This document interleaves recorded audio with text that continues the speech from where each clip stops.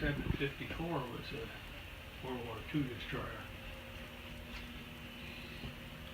So they have a memorial out there before the gangplank.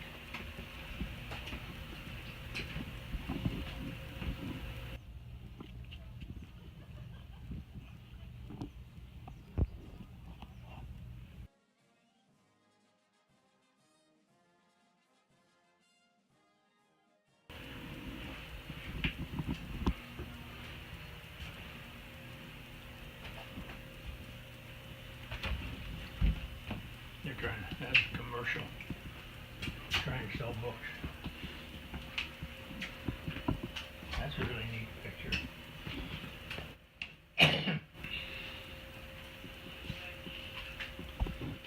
I don't know, probably the owner of Bath Ironworks is Bruce Newell.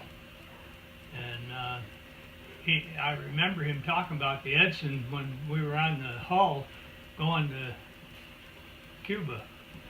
Oh. So, you know, this is the next ship from his, after the hull. And the Bath, Maine's pretty big, but it isn't big enough to build more than about 2 ships at a time. Yeah. when was that? That was 1958. So this ship probably was launched in 1960. They were already working on it when the hull was finished.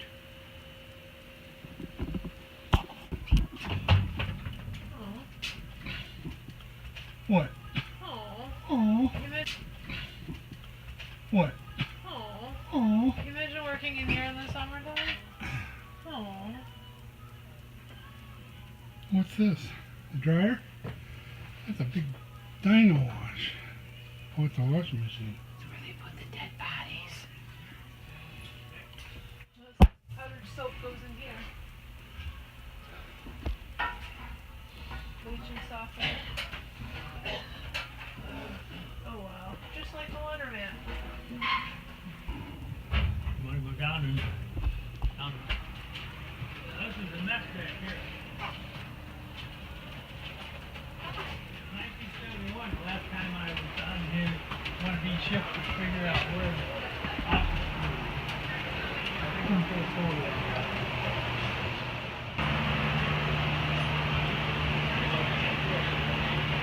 You want to go down there? No. I'll take you down there. There's nothing really. Where's the office? Officers' quarters are that way and to the right. Port side. Blank over on USS Edson. Okay. Ship came out of Bath, Maine. Uh-huh. Yeah, officers' quarters are right around Okay. that way. They're not very nice. That's where the chief engineer's job. Which I want.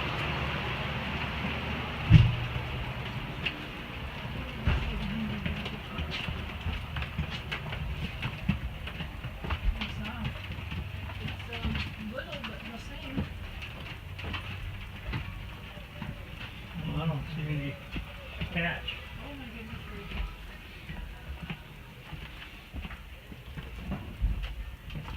There we go.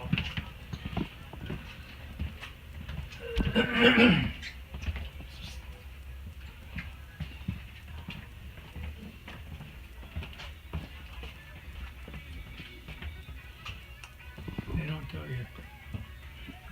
The one that's special 121, 2 out. is the chief engineer because it has the phone that goes down. And I don't. It's got to be the next one. So. Those power inlets?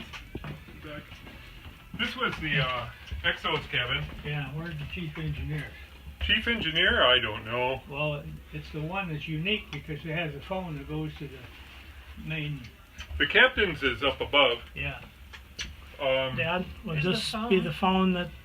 Well, No, the phone's in the room. See, this has the Exo's has the phone, and then if you can buzz the different places.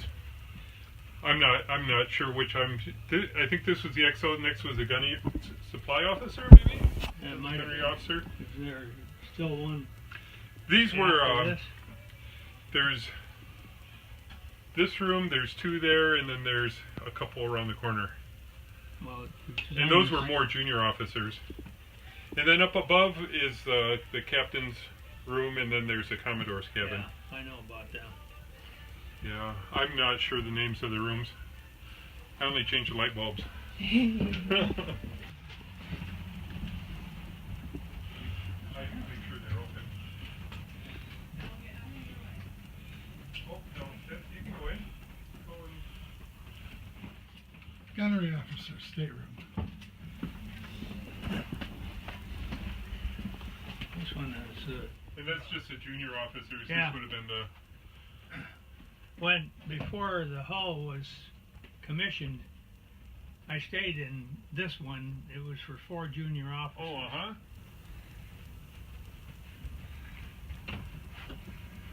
And then there's a couple more little wardrooms up Yeah. different parts of the ship, but they're Yeah, more... well, there's one way forward. The first gun mount, I had that one for a while too with the ASW officer. Well, as you go down,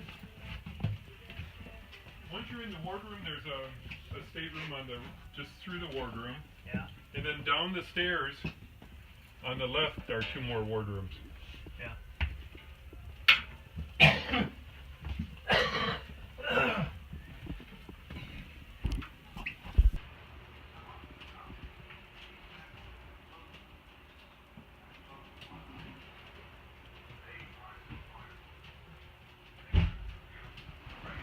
Breakfast was from 6:15 to 7:10, or at sea from 6 to 6:45. Everybody went through in 45 minutes. Everyone went through in 45 minutes, and if you didn't, you didn't eat. And there was no food anywhere else on the ship. You couldn't eat in the berthing areas or anything. So the shutters on here would have been down at 5:59. At 6 it goes up, and then they eat. They usually go according to their division. Like the gunnery division would go, and then 5 minutes later the next division, and then they go. Works. Yeah. Keeps it orderly. This was the way in and out of the forward engine room. Okay. And but it was the same in the rear engine room. Those doors were put in for the tour. So that's the main way in and out. These fire doors were put in the in the 80s. There was a fire aboard, and it just, if there's a fire, it just it keeps the air from going in. So during the Vietnam time, this would have been open, and that's the way in and out. Wow. It goes down 3 more floors from here. There's 3 more. Wow. Yeah. Well, it's 2 and then the bilge, but yeah. There's a 7-stage turbine on each one of the shafts. Mm-hmm. They're 23 inches in diameter.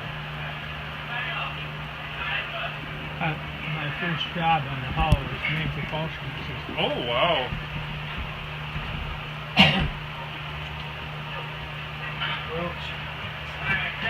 I gotta get back to my lights. Okay, thanks a lot. I appreciate your help. I'll be up in the radio room if you need anything else. Okay. That's CIC. Well, no, I'm going to be in the crypto room. Oh, okay. But yeah, you can look around up in there, and if you have any questions, I'll be right up here. And All then right. I need about a half an hour, and I'm done. One of the staterooms he's talking about are down there. The one that I had with the ASW officer. Okay. By the way, there was, at the end of that hall, there was a double stateroom in there. I bet that's one you were talking about. Yeah. Want to go in the wardroom? Sure. Okay.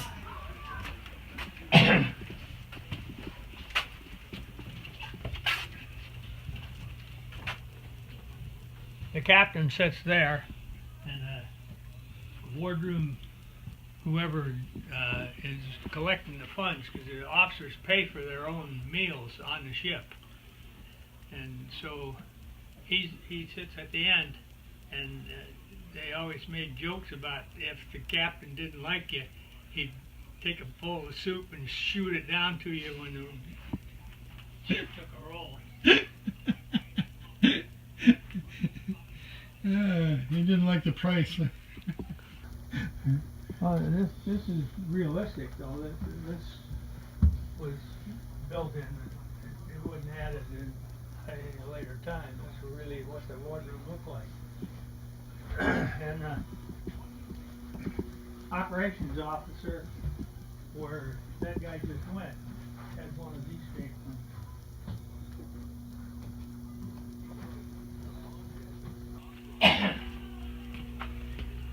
This is the one for the operations officer. This was his stateroom? Yeah. If you wanted to change it, you could, but that was the one that was the for. Is that the ship's safe? Huh? Oh, there's a safe in every wardroom. Oh, yeah? Yeah. That's where you had to keep your 45 and stuff like that.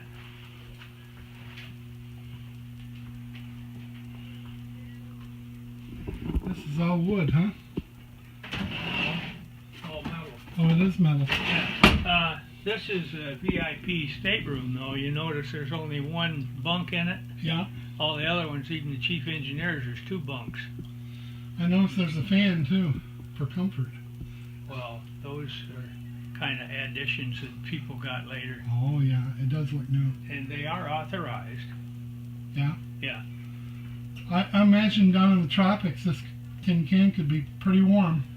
In the Japanese Sea, the first time I was there, the water temperature coming into the condenser was 101 degrees Fahrenheit. Wow. That was the water. From the Imagine ocean. what the air was. Oh, man. And you got the steam at 1200 psi, 400 degrees. That's what is driving the ship. So 4 of them. In the engine room, well, it had a- that was coming in. Going out, that's 1250 psi at 400 degrees. That's what's running the engine. So, and this was oil fired? no. Oh, yeah, sure. GS, Navy Special Fuel Oils, GSFO. Had to think, remember that one. Yeah, that's pretty good. The girl's room. I'm a girl. Yeah, you might be a girl, but I don't know what that's a shower. I've never seen one of them before. So the starters are garlic knots, garlic knot trio with pesto or pesto cream sauce, boneless chicken wings, calamari, tortellini and brodo, tomato One of bisque, these girls in the Navy. salads are antipasta, chicken Caesar Well, Creek, that's the same. garden salad, stromboli or calzone, pasta marinara, fettuccine alfredo, pasta bolognese, or personal pizza. Bolognese, yeah? Doesn't sound American to me. Is that the officer's menu? I'm not sure, but it's a menu right here. We had curry one night, and so captain sitting up there, he called the head chief steward in, and they had 10 or 15 condiments and all that kind of stuff. And the captain says to him, "That was a good meal. Let's have it again next year." Never. I was on that ship 2.5 years. We never ever saw it again. Subtle. Very subtle. Like a brick. That's the subtlety I pick up on. Smile. You didn't dare. What's the worst he could do? Oh, you don't want to know. Well, because there are certain rules to naval etiquette, and you better not violate them.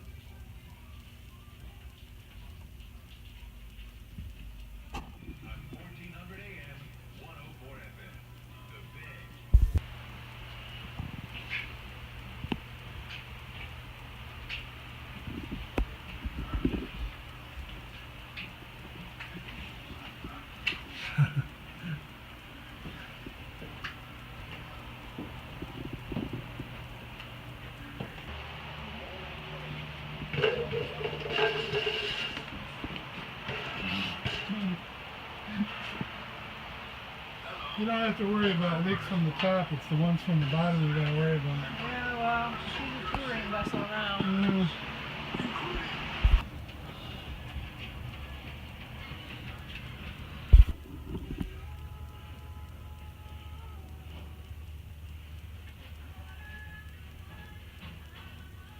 There's more information in the water than on the land. Which, yeah, makes sense for naval maps. Yep. These are hard to drive down the freeway. What?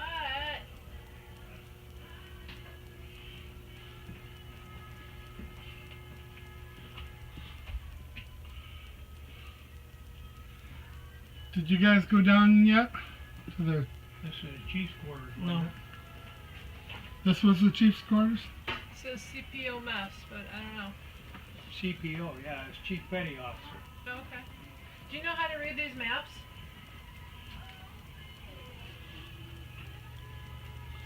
Yeah, they're called charts in the Navy. Okay.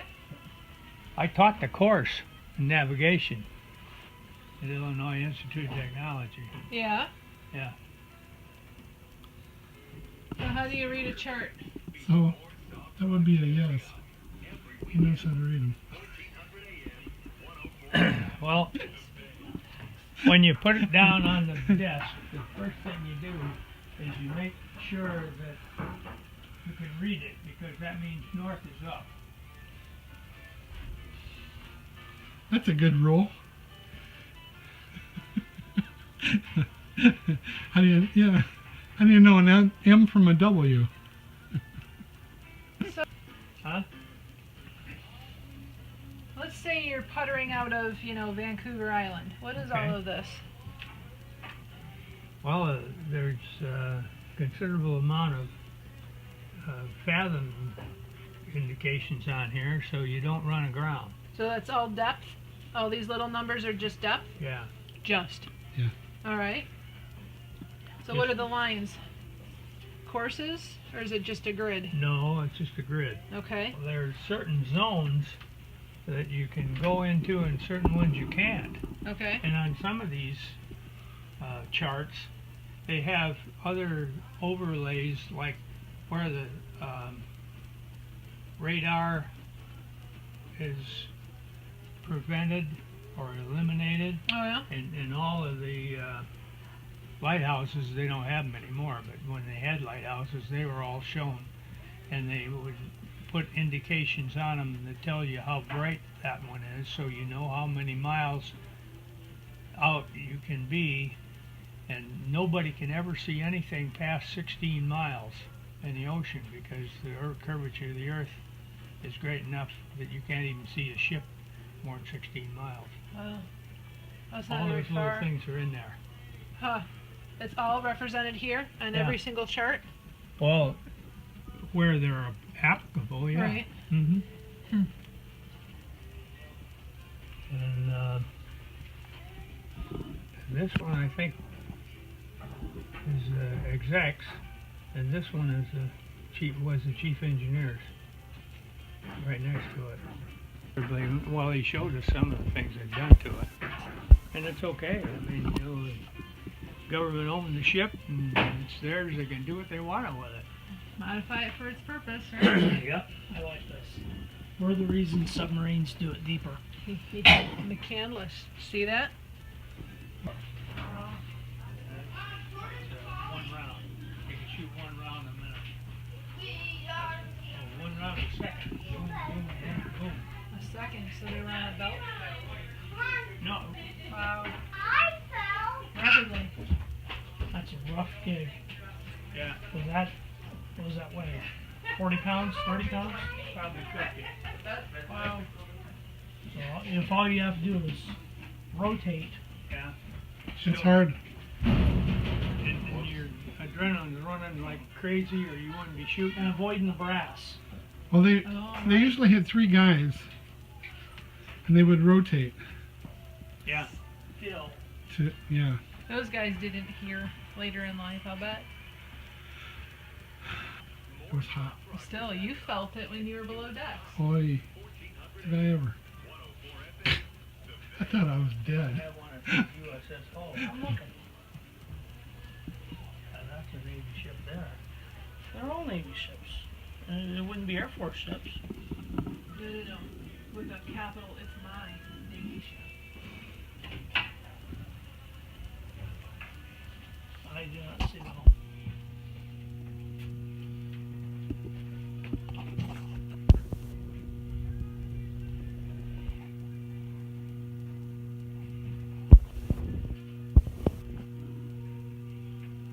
No space wasted. Going up.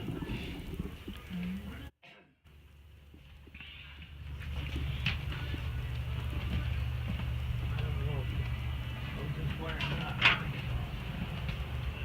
So we're using George Washington, which is a nuclear submarine, but they're handicapped. They can't go out of the 10-mile square. Oh. I mean, those ships can go faster underwater than any surface ship at all. It's like an airplane.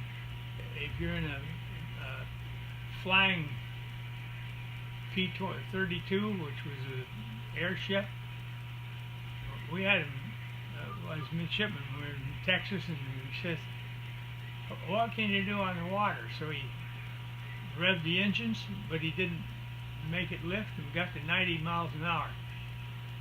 And that sounds like, but that airship would go 250 miles an hour in the air. Right. Well, the submarine it's under doesn't have any of the turbulence the same way, so he can go, I'm making a guess because it's never published, 40 knots. Okay. Well, this ship can do 28 Okay. without much problem. It gets tougher after 28. Okay, so we're chasing the submarine around, and there's two destroyers. They'll be doing it the same. And so the guy who has them on contact in the sonar, he says, "I am brother," and the skipper or whoever's conning the ship up here passes that word on, so they know we're doing the attack. And then the other guy is called sister, and he has to respond so you don't run into him. Uh-huh. And so they're coming around pretty good, and our ASW officer was an ex-Marine, and he really knew what he was doing. He was an older guy. I mean, I was 24 and he was 32. So we're coming around. Well, he didn't just have the quartermaster back there dropping hand grenades. He had them drop hand grenades with a toilet paper roll wrapped around them. So when they exploded, they blew that toilet paper all over, and this guy on the George Washington is saying, "Nah, you never touched this." So he comes up, and the railings along is called snaking. There was toilet paper from one end of that submarine to the other on the snaking. Uh-huh. And boy, did Captain Reese ever razz the crap out of him. Never touched you. Yeah, and remember, the most senior captain in the whole Navy was our Commodore watching this, and he turned in the report. Oh. So that was quite an organization that time. Wow. So what's So- an ASW? ASW is anti-submarine warfare. Oh, okay.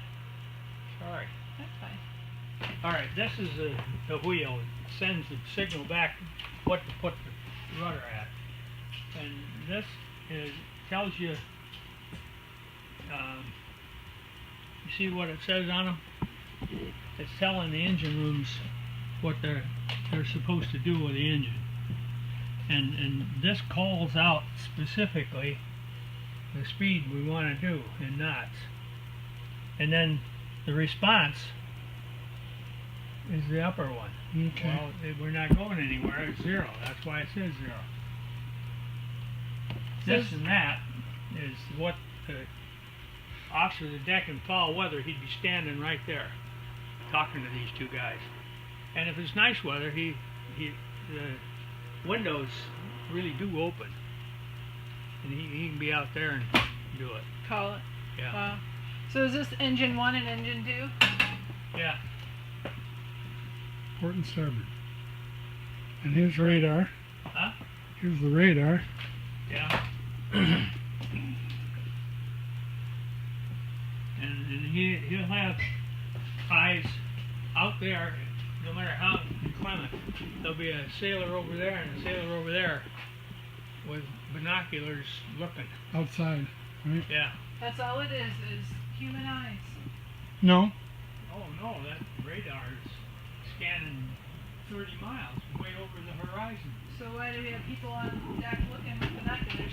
Because there's things you can't Because see. if something goes wrong, you have information. This is a warship. I got a story about that. Yeah, let's hear your story. You were- I was right out here, looking out, and it was a day like this. You could hardly tell Yeah. the water from the sky. Uh-huh. And the captain comes out and he says, "What do you see?" I had big binoculars. Yeah. You know. He says, "Nothing." He says, "Look over to what, 240?" Okay. So I looked out and I'm looking at. You wouldn't have told me to look there if there wasn't something. Sure enough, about 10 miles out was the shadow of the ship, or silhouette, and it wasn't much different than the color of the water. Yeah. I got a story for you on And, that. and he was teaching me Yeah. what to look for in conditions like that. It was hard to see. But 10 miles, they could have sunk us. I was junior officer of the deck, and I had the con, which means I was the Control. officer controlling. Okay, and the Commodore is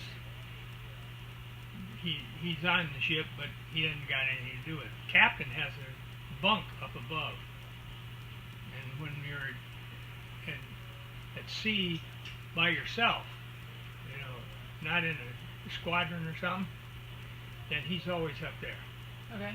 Okay, and so you get a new contact. It was the second watch, so it was night. There was a light at 020, giving him direction. And you're supposed to let him know when it comes within 5 miles. And if it does, then he comes out on the deck and he takes the con. All right, so I reported it. He said, "Aye, aye, sir." Aye, aye. And he could say it with his eyes shut and still sleeping. It wouldn't matter. I mean, you do it night after night after night. That's the way it is. He was an outstanding officer. He actually made admiral later. But at breakfast, he says, "Mr. Wilcox, you knew you were going to catch it when he uses a name like that in the wardroom." He was smiling too. He says, "You gave me a call when you were on watch." I said, "Yes, sir, I did." He said, "But you never called me when it was within 5 miles." And I said, "He never approached that closely." And he says, "Well, what was his closest point of approach?" I told him 223,000 miles. And he laughed and said, "You're right." Was the man in the moon? No, it was the moon coming up over the horizon. But you're supposed to tell him when you get a new light. he liked me giving him the right answer too. Because he'd have razzed me in front of all the guys, but he didn't razz me at all. He said, "That's very good." That's a story I'll never forget. That's good. Yeah, it looked just like that. And then the CIC should be right back here. What's that? Command Information Center. Oh, Yeah, it's there. Huh? Can we go through it? Well, I think so, but I don't recognize it. Oh, yeah, here we go.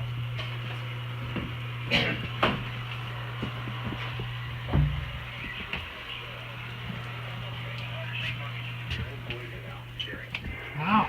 All these instruments that collect this stuff, your eyes can't. Radar, sonar, and sonar is in the bowels of the ship, but communication from the officer down there up here is when we're in a real drill or a real war, the CIC officer here is wearing earphones and he's communicating directly all the time with the guy in sonar. Sonar's in the bow. That would make sense.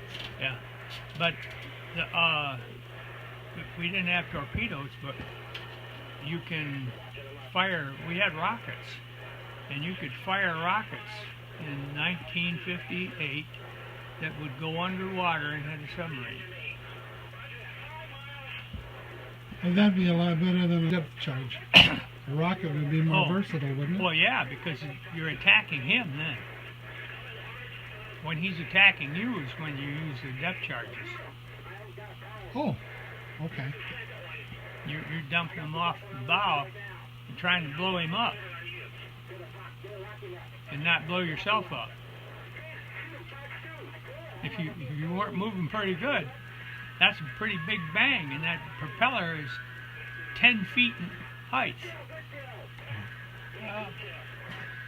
Well, 4,000-ton ship, 0 to 20 knots, which is like 30 miles an hour, in 80 seconds.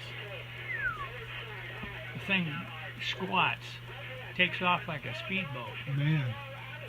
Planes off. And you know, I know all about this because I was the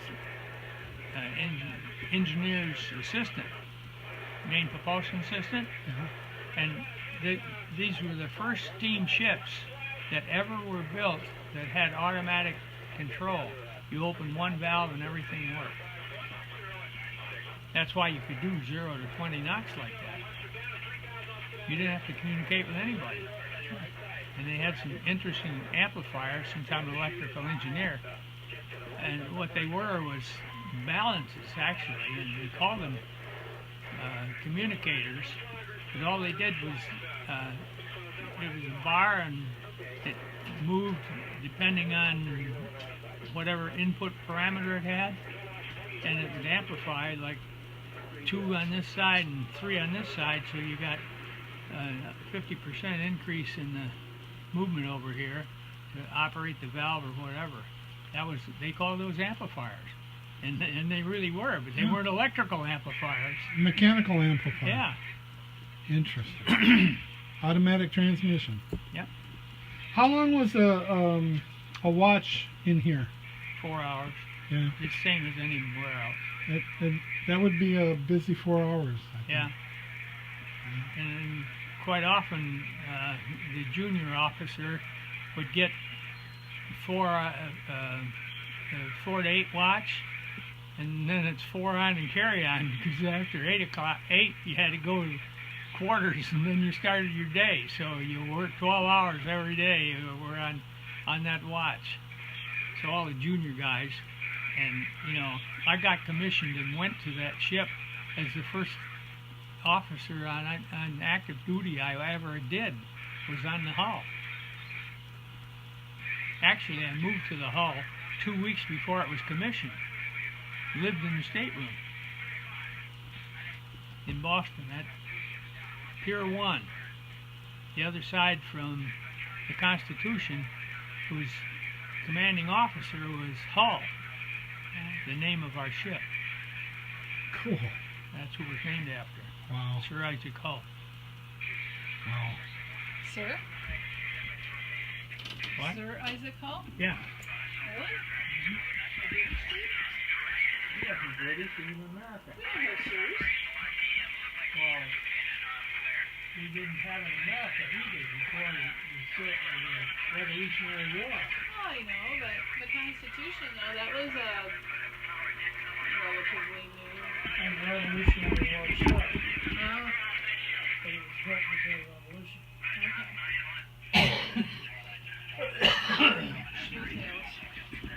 Google it. Okay. They They didn't have Google signs. either. They're made out of solid oak, 30 inches thick. The hull? The hull, the Constitution. Oh, yeah. It's the most hit ship in U.S. history. Is that iron size? Yeah. Yeah, Okay. it was 30 inches of oak. And the bombs hit it and couldn't damage it because it was freaking 30 inches of solid oak. Yeah. Didn't move real fast though. that Nope. night. Nope. Well, didn't it have only to, had huh? sails. Yeah. It just Wouldn't be any sat zero outside to of Charleston nothings. and bombed it till it was out of ammo. Whatever the wind was doing is what you were gonna. Right? But Yeah. even at that, I'll bet you there was faster boats. Especially after it took on all that lead. Well, we spent enough time in here, I guess.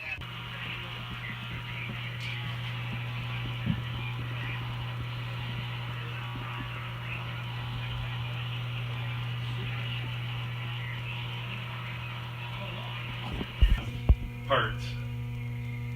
So if they have to replace something big, you know, they can't buy all the little things. So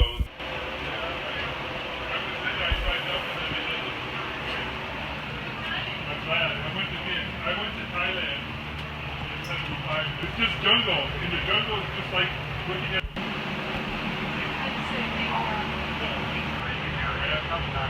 Our galley works. Most of the equipment works.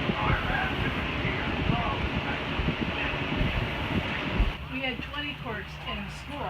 That's a big. Yeah. This is the well, officer's mess, right? We had, No, this is general. Officer's mess was up at the that was the little room behind the wardrobe. boardroom. This is they cooked everything for everybody in here. Yeah, Yep. 3 times a day. The steam jackets, like I said, we had them. Oh, it's that big. extended. We had 4 of them. But you couldn't find another We ladle. had a bigger one than that too. Good grief, that's like a half gallon. Yeah. Oh, I once we had, recognize like- that. Oh yeah. The paddle. That's how you stir your corn. What am I on? Nothing. I'm good. When I was on Guam, we weren't doing anything, and they had a driver's First we were class feeding 600. at They got quarter to 8 in less the than morning, 3. and, So and we were supposed to Hey, have look at those burgers. But I wanted to Shiny I went to buns. the classes, and I got one mustard. Here's your hot plate. I was wondering because you've got to have a stove for something, but just 2. I guess you could put your pots on here if you needed to, but So I got out of my trouble. Circuit breaker box. Is this refrigerator yeah. And work. and work surface? Yeah, Let me see what they're up to. that's pretty cool. Show them what they're. Breaking stuff. You know, the Army has small mess halls. Feed about the same. It's just this is all crammed in. It looks like the same equipment, just all crammed in together. There was a guy on here today, and he served in here for a couple months while he moved around different parts of the ship. But he said it was all prepared here. Down in the front of the ship is a freezer about the size of the wardroom. It's 2 levels down, and every meal they'd have to go down. It had that food for the 3 months for the 300 guys, frozen food. So, and then there was a couple of giant refrigerators down there too. But that's quite a hike to get down there to it. But, We haven't made it down yet. We well, went up. you don't go down there. No, you but can't we go haven't down made there. it down below this time. To the Oh, you parts didn't go around to the tour. back? No. The engine room and all that stuff? Yeah, because you know we have an engineer here who didn't know. Anyhow, yeah, go down. We need to go to the engine room. Okay, Let's go. The engine room, it's get down there with the general quarters. You grab the rails and kick your feet off and slide right down the whole 2 stories.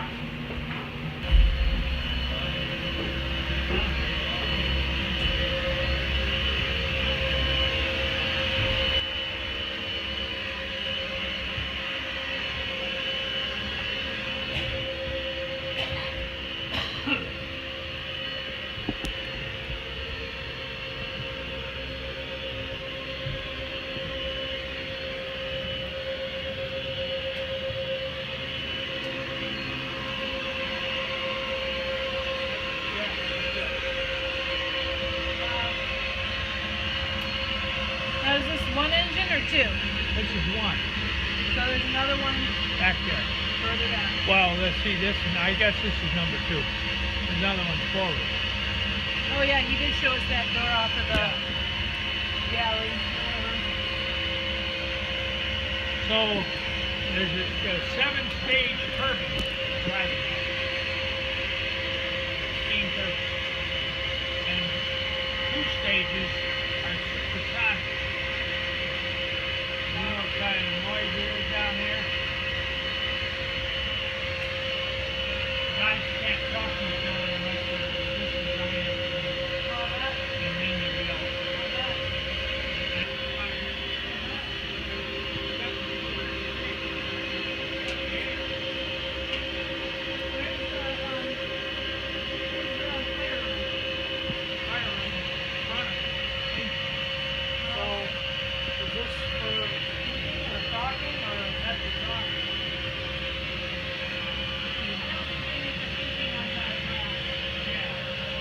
If you want electronics, here's the headset. Oh, is that the one that the CIC guy's talking to? Earphones, mic. And this is a breastplate amplifier connected to the comm. So are we playing engine sounds? Or is that really the engine running from the lights? I think that's a sound. Huh? I think that's a sound. So if we hit stop, all the engine noises go away? Don't push no buttons.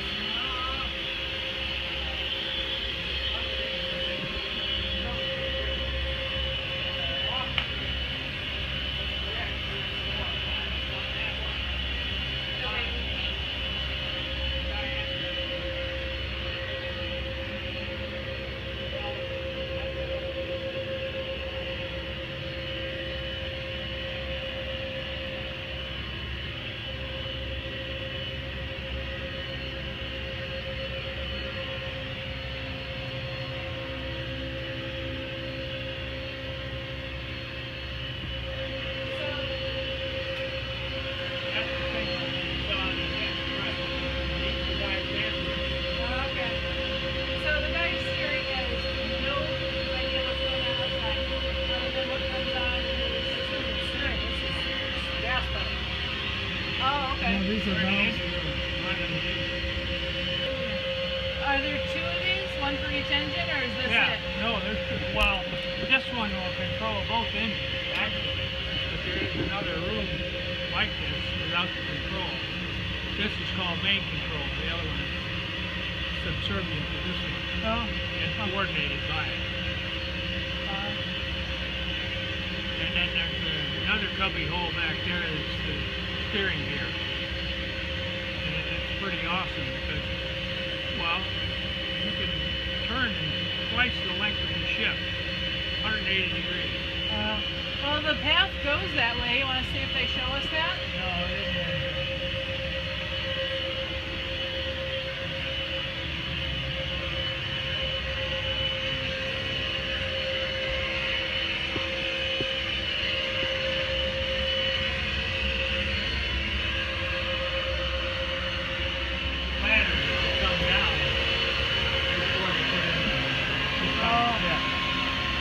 Slide down.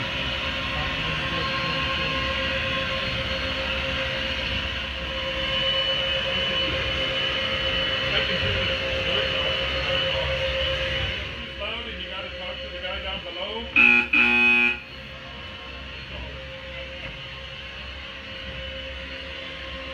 The main propulsion system, it's like the gas pedal on the ship.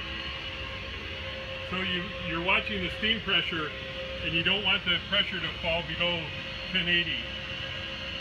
So you're sitting there and they send down from the bridge on the telegraph, they say full speed ahead. Well, this guy opens his valve and he's watching the steam pressure. And then if they want to go in reverse, he closes this valve and opens this one. Oh. So you got forward and reverse. So the boilers make the steam, spins the turbines about 7,000 RPM. And then the reduction gear makes it to about 100 RPM.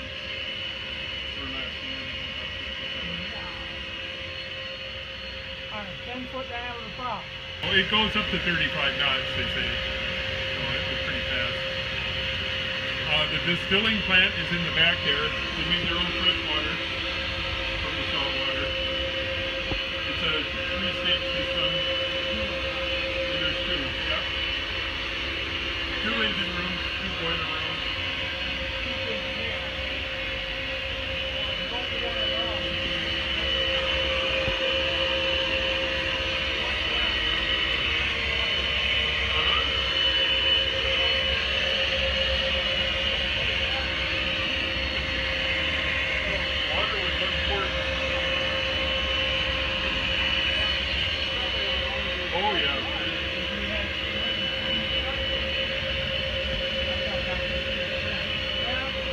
Then the boiler room's back this way.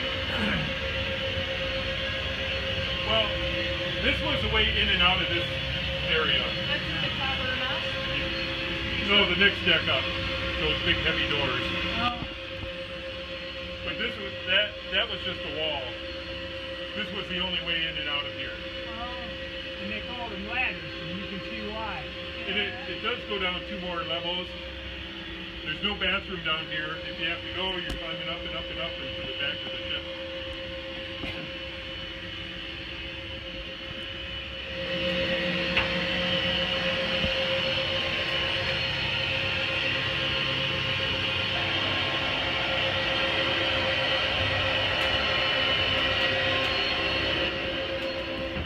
And it's just a big filter, and then they can shut one off, and every now and then they pull it out and they test the oil for contaminants and things like that. So they can shut one off and then check the other one and check it while the other one's still working. And then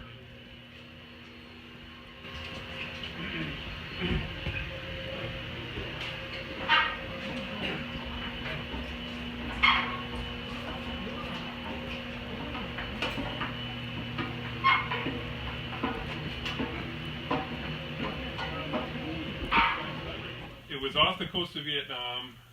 It received an accommodation one day for their battle. They were doing maneuvers. They left the war zone by a couple miles, and they're doing maneuvers with a bunch of other ships, and they turned the wrong way, right when they should turn left or something. An aircraft carrier, Australian aircraft carrier, ran it over and cut it in half. It ran it right in the middle of the ship. But since it was in all the X were closed, the back half of the ship stayed floating and the front half sank. So the 77 in the front died and all the guys in the back survived. Or they didn't all survive, but So, like, but since it was outside the war zone by a few miles, they're not on the Vietnam Wall. That's not the first one either. Wisconsin cut a destroyer in half in the Second World War. Uh-huh. And then they took the bow off from the Kentucky, which would have been 65, and put it back on the Wisconsin. Uh-huh. And then they came back from Korea, and I went on Wisconsin to Europe my first trip. Wow. I'm an old man. Well, this one on the Evans, they took the back of it, they towed it to the Philippines and looked at it, and then they said no, and they took it out and sank it after that. They didn't want to fix it, but that's just another sad story from that time. so like an aircraft carrier, not hard to see. A destroyer, not hard to see. How did you not? Well, it was at night. see? It was at night, and there's no lights. And it's foggy sometimes. And there's no lights because they're in their battle maneuvers. Okay. And it was a junior officer on the bridge, just like this Navy one that just got hit off Japan 2 weeks ago. Today the news was it's the Navy's fault. It was the guy on the Navy's fault. Cargo carrier hit a ship. Oh. Yeah, Sure. just going along.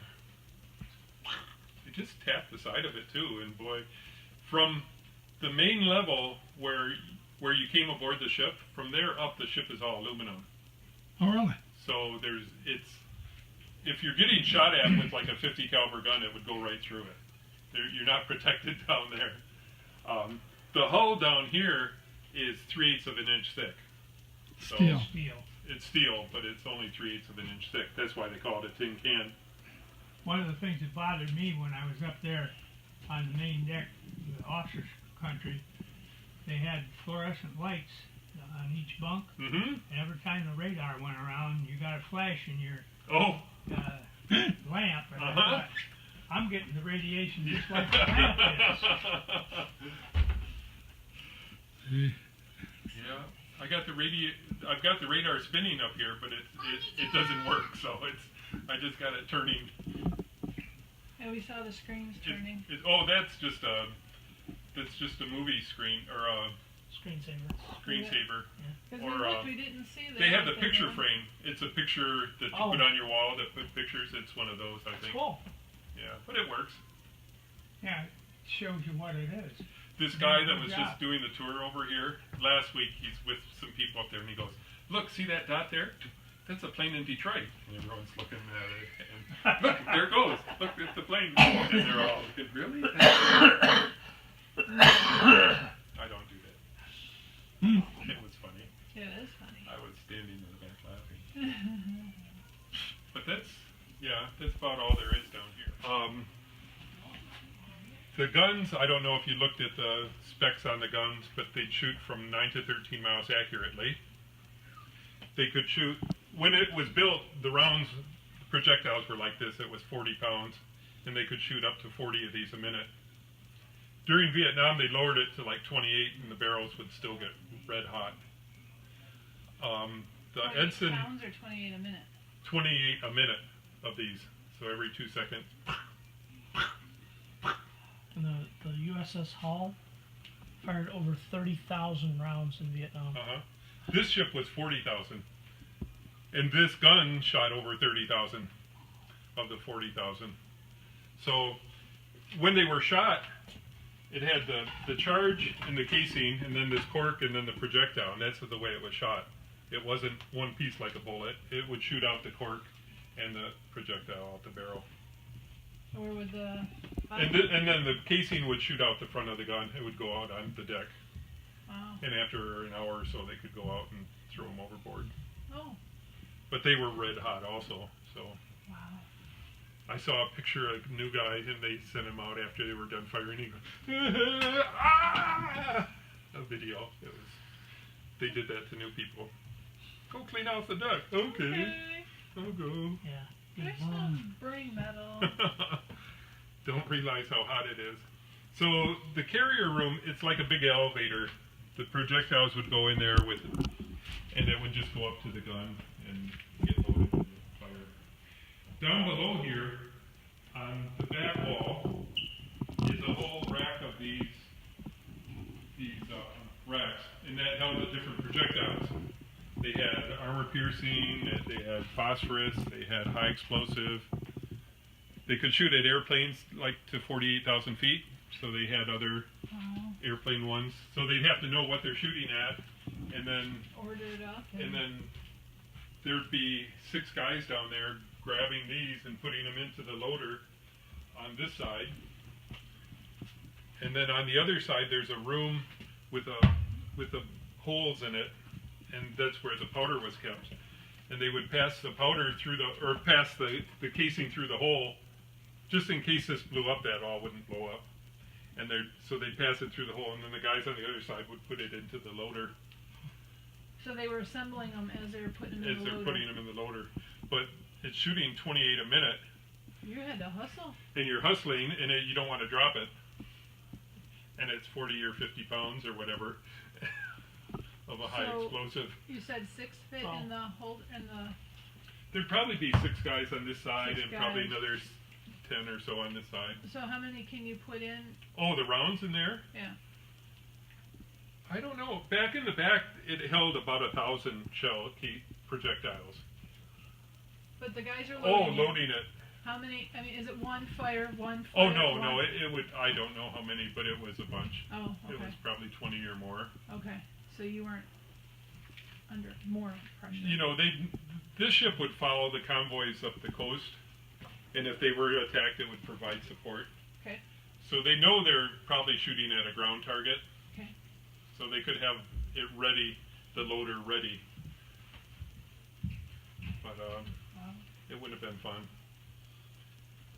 No, but at least if it's a 40-pound projectile and it's high explosive, if you drop it, you gotta worry about your foot. It's not gonna blow up on you.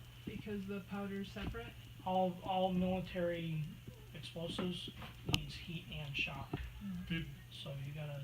they were talking about that aircraft carrier in '67, was it? That I can't remember the name of it. They were going to have a memorial here today for it. They got these bombs from, they were stored in Guam or Philippines, and they weren't stored right, and the casing was coming off or something. And the ship said, we don't want them, and the ship that brought them said, well, that's all we got. And they, well, we don't want them, and they took them anyways. And the guy was putting it on the plane, and it dropped, and it took off, and it flew and hit another plane on the other side of the ship.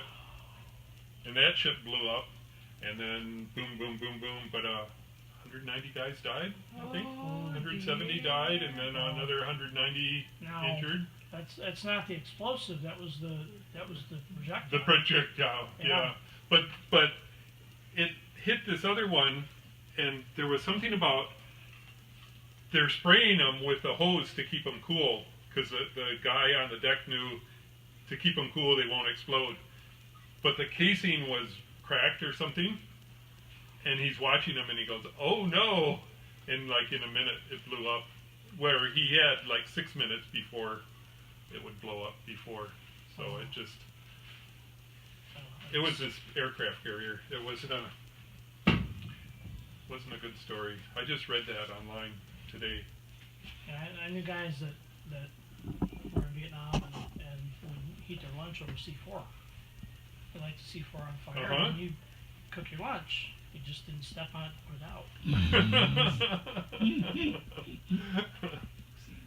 It's like that. The machine shop, if anything broke on the ship, they had to build it or fix it themselves. So there's the lathe and other power equipment. The hull technician shop, that's more welders, was in the right-hand side. And then back of me is the after steering. So there's the rudders are down in the back. If you lose the control from the bridge, they can steer the ship from back here.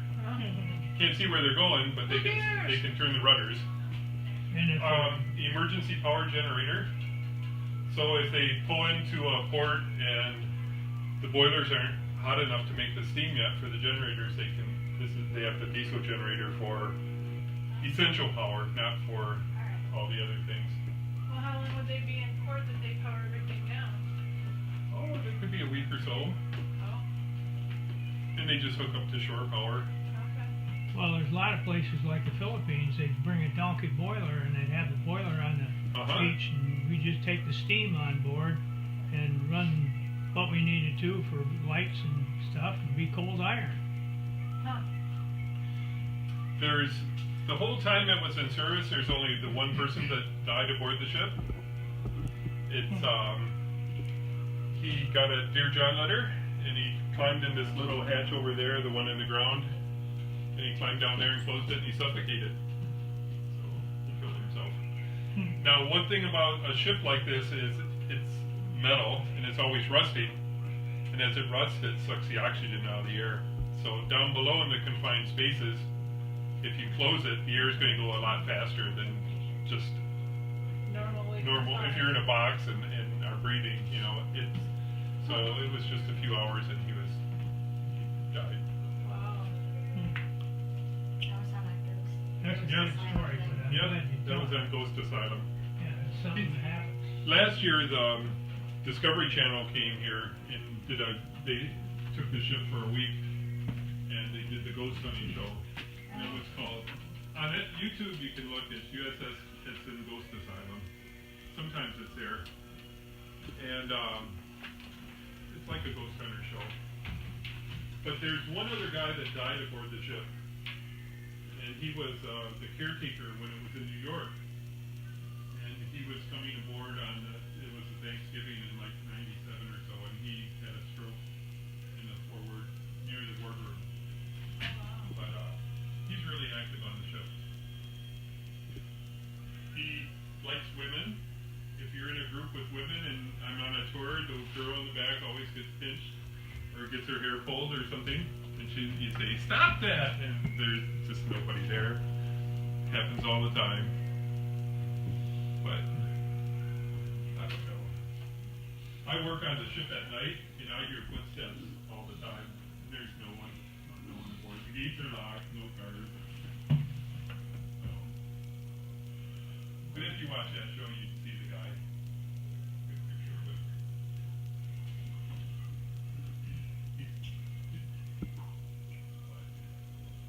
So, uniforms, storage, like literally clothes? Probably like cold weather gear and stuff like that. Okay.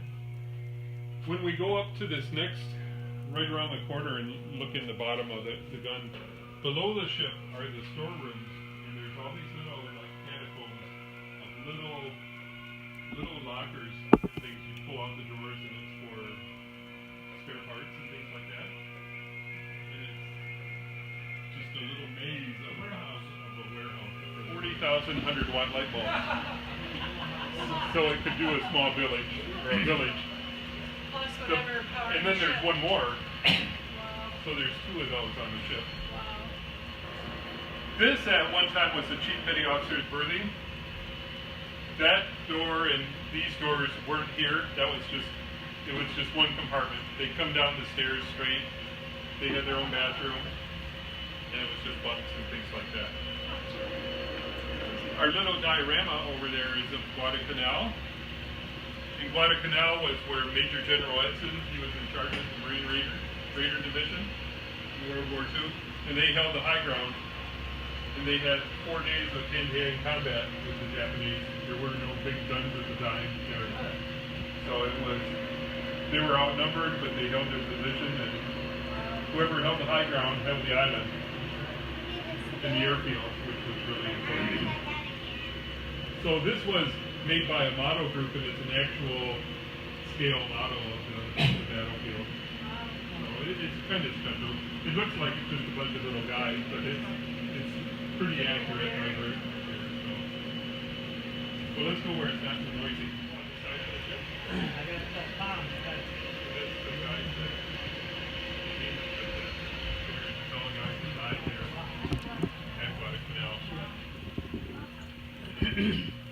On the right-hand side here, just my right-hand side is just the bunks, the coffin racks, as they're called.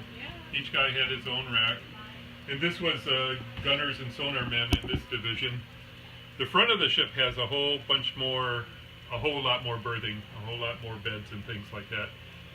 Back here was more comfortable because when the ship moves, the back doesn't move. If it goes this way or this way, it's the front that's doing the moving. So they'd be flopping around up there. But you can come back and look and see. Where are we in relation to the length of the ship? Middle? We're Front? in the back third. Okay. My bunk So they was had 4 inches from this thing. the curtain was there. So when they called sweepers, man your broom, I was right before anybody.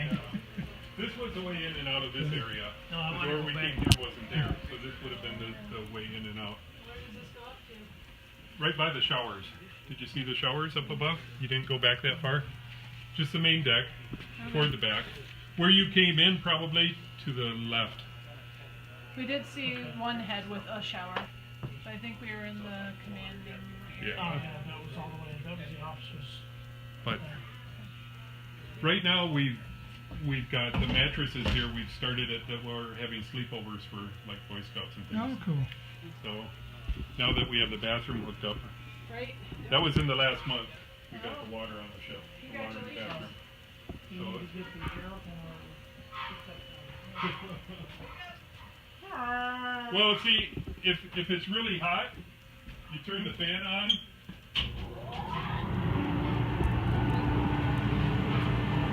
Feel air? It should be here. When? In or out?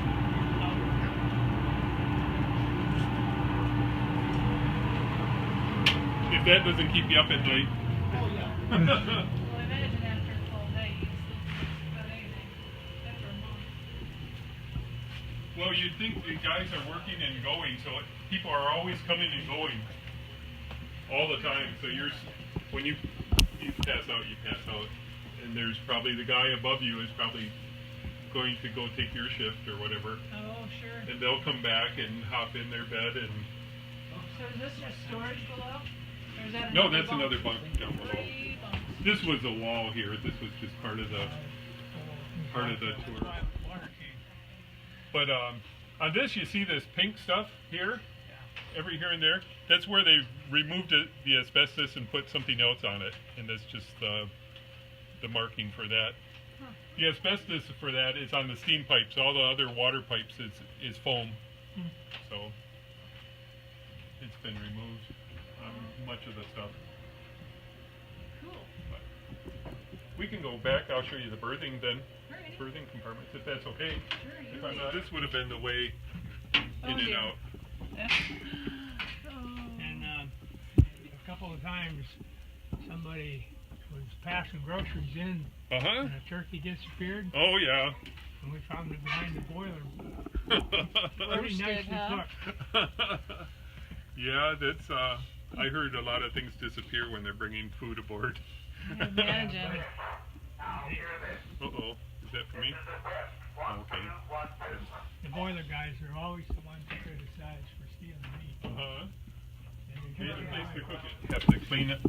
That one boiler, if we come this way, you can see it's open. Like, there's a bunch of gauges and things that have to be reinstalled. But this one's open. Down there, you see the hole. And I'm going to put a cover on it and get the inside fixed up and all that stuff. So is that the second boiler? Or is that No, that's part of this. That's the fire room. So down in the fire room, it's the jets. That's where the flames are, and this is where the water is. So that heats up the water that comes in here. It has these things here. I know the torches. It's like on a furnace. This would hook up to the fuel supply, and then it shoots out of here. So when they go to light it, 10 well, 12 to cool it down and 10 to clean well, it? no, that's every couple months they did that. Alrighty. But yeah, it was pretty active. Back in the corner is our high pressure compressor. You know, you think of your household one as 120 pounds per square inch. Yeah. Well, that one goes to 3,000 pounds per square inch. And it's a lot of the stuff on the ship is with compressed air. But I think it was mainly for the 5-inch guns, the recoil on the 5-inch guns, but they use compressed air. But they use it on other things too, lots of other, the paint chippers, you know, they're always chipping paint. If you're not working, you're chipping paint or painting. Unless the chief engineer gives you fresh water. Right, to keep it clean. Yeah, and you chip paint, and then they have to paint it when you got in port instead of going ashore. But if you didn't get the paint ruined because the chief engineer was good enough Was to good, keep yeah. get the salt off, and you look great, you come in, you get better marks. You know, they look at the condition of the ship when you cross the ocean, and the water gets. The first air-conditioned ships. This part wasn't air-conditioned. And it's off the coast of Vietnam. It's 120 degrees outside. They're blowing in the outside air to cool it off down here. Down to 120 degrees. So it would have been hot. Yeah. Well, I've been to the Sea of Japan, and the water was 101. Yeah. So the condenser wasn't doing a whole lot. Right. There's but this is inside the boiler here. You can see what happens if you get stuck inside the boiler. What was the fuel? It was diesel. Oh dear. Herman, we missed you. This is a gauge that showed you what it was, and the steam coming out of there. The level of it the was- water it was inside the so boiler. hot that if you put your finger like that, it would cut your finger off. Oh, is this the one where you're talking about the guy who was testing it? You had him put a pipe or something in front of A it board, instead of his and hand? cut it, yeah. Wow. Cut the board off? But after every so many hours, they have to clean inside of there. So they would shut this down for about 12 hours. And it was And it's down still, to 120 and it's degrees. still, and somebody would climb in there with a little wire brush and But pipe cleaners and things like that. But if you're purifying your water, Well, no, what are this you is cleaning off? boiler for the Power. engine. Yeah, but why wouldn't you use the purified water? Well, they did use it, but it still it got still has stuff. lime and stuff in it, huh? And so all those little nuts and bolts, he takes everything out and passes it out.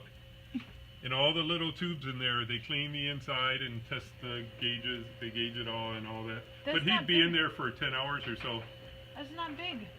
And and for the bathroom, they just pass the can into him. So you go in once, you come out once. You go in and you don't want to come out. So What's the? Oh, I see. It's the door for the boiler. that's the door for the boiler. When you get in the dry dock, the chief engineer has to go in there and check every brick in it. And Every brick? yeah, every single one. Because one of them blows out, the boiler's gone. Where's the brick? I think they're down in the next one. Yeah, the fire pot's And the down fire below. ones are down below. And I'd be working up here and I'd drop the socket. And you hear go ting, ting, ting, ting, ting, ting, ting. And they'd find it 40 years And- later. Well, I went and found it. It took me a couple hours, but I found it. And I was just full of stuff. What you need to make pavement marking paint. Oh, yeah. It's the fluorescent orange stuff. We have tool sets that are the bright orange Really? or bright pink or bright green. They help you see it down here. So there's 2 of these rooms on the ship, 4 boilers. The people would work 4-hour shifts.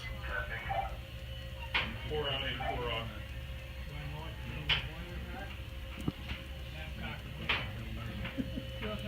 Okay. My name is Wilcox. Okay. So you made the boilers? No, I didn't. Babcock Wilcox, a British seed company, built boilers and steam equipment for the British and for America for 180 years. Wow. Diesel Benita. Well, if you just come back this way, for Monday. Some things I can get. I don't know. Lasagna's good 2 days later. I make a hamburger gravy. 50 years ago, it was running up and Stuff down like that from scratch. from bulkhead to bulkhead And then there's a couple to, standbys from that the are main deck to frozen. the old I two deck. can't afford to. It didn't bother me at all, but that was 50 years ago. Yeah. Yeah, I hear you. And right now, I don't want to get wet again. Yeah. Wow. I never saw the inside. It used to be the really big shipbuilding town. It was from the wooden ships. It had all the shipbuilding factories, and then we had the full shipbuilding here during World War II, and they made destroyer escorts, and they were a little bit smaller than this, and it's like 2 miles up the river is where Defoe's was. And in the 70s, the Navy wanted bigger ships, and they wouldn't fit through the railroad bridge there, Oh, so they went out of business. in the 1870s, 1880s, they were taking 10 million board feet of lumber out of Saginaw and Bay City a year. Yeah, it was all coming to here. And Bay City was one of the big cities at the time because they had one of the first bicycle factories in the world. They had right over here was the last home where they made them. I caught a 12-pound shipped them around the hammerhead country. shark off And they had a bunch of other factories stern because the of shipping was the here. USS Hull Was here. Wow. San Diego. Do you eat it all at once?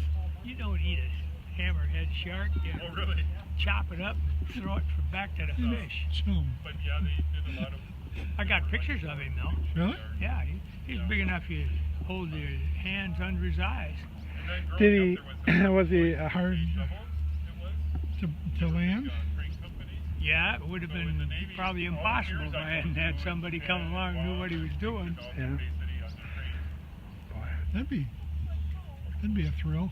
And then it was Yep. So,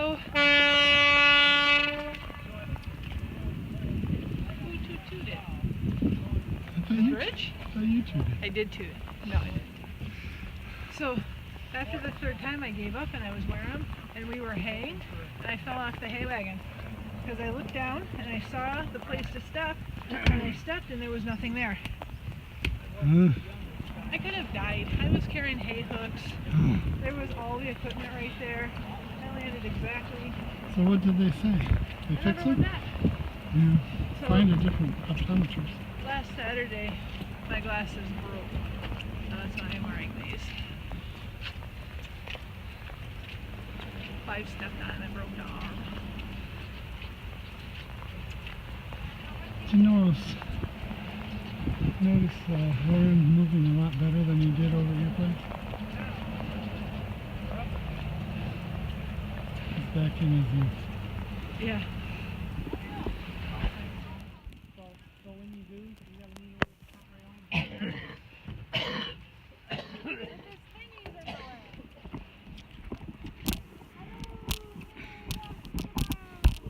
Oh, you got to get behind her, David, and hold her arms out. That's fine. Was that in the movie too? Mm-hmm. I don't know. We saw it once. I hope I don't drop it. Come on.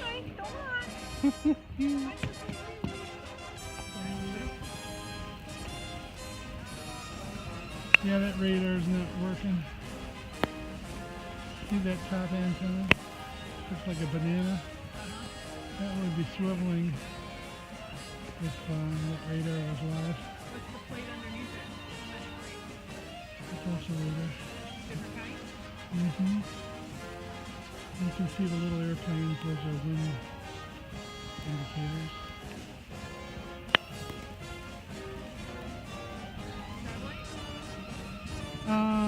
Don't know. Not sure. But those two things on either side are metal. They counteract all the metal in the length of the ship for the mechanical compass.